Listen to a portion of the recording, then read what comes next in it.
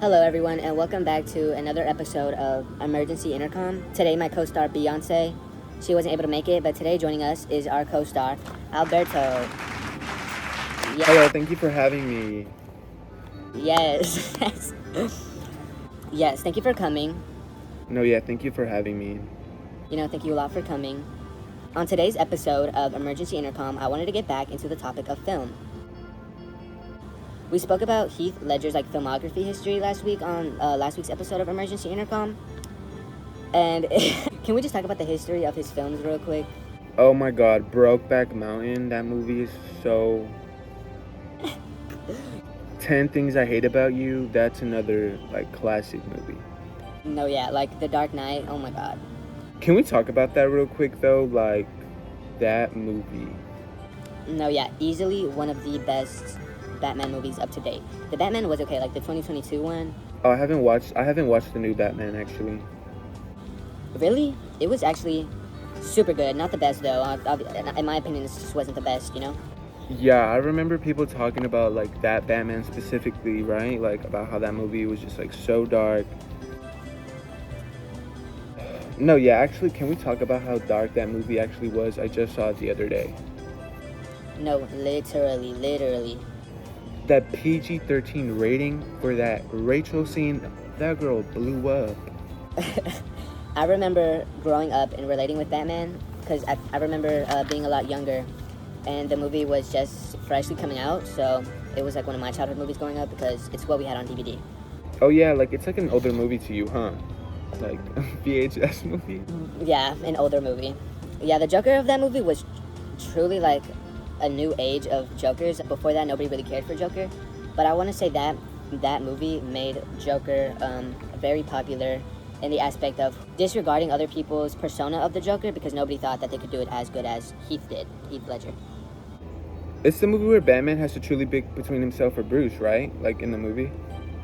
Yeah, something like that. More of the issue between I feel in that movie he has to choose between Batman or Bruce, or Batman and Bruce, or Gotham, as at some point in the movie Joker does make him choose because he is mass murdering people in the city. I mean, can you imagine that? Oh my god, that type of moral dilemma, wanting to do what's right, but either way, right and wrong is still right and wrong. Both, moral dilemma is such a wide range topic. I read a book like that, and you know how whenever you read a book, whenever you are so into a book and you connect with the character that you feel every choice that they're making is also affecting your personal life. Yes, that of course, I feel you're not reading a book unless you actually connect and feel with the character, That's how I felt about reading this book called Wendy's Button Box by Stephen King. It is so good. Let me briefly tell you what it's about. It's basically about a little girl who has been chosen by a mysterious man to basically have complete control of the world around her. The boss giving her both extremely good powers and bad powers to do whatever she wants. They basically give her some extremely great powers to do some good and some very, very bad powers to do bad. Wait, so the girl had magic powers? They're not exactly magical powers. It's more Gwendy has the box that has the power. Oh, so the girl just had okay, so the box was what was magic. Okay. But keep in mind, Gwendy is this little Christian girl. She's not a bad, doesn't come from a bad family. No bad influence on her whatsoever. So at some point in the box, as she grows up, because this box is with her her entire life stage, at some point she becomes curious of what happens with the bad buttons. And whenever she does press one of the bad buttons, obviously something bad does arise from pressing the bad buttons. So she's kind of left with the moral dilemma of having to struggle with always keeping the box safe in her possession, because falling in the wrong hands of somebody else could be bad, or just getting rid of the box altogether, because at some point Wendy grows tired of having to deal with this box.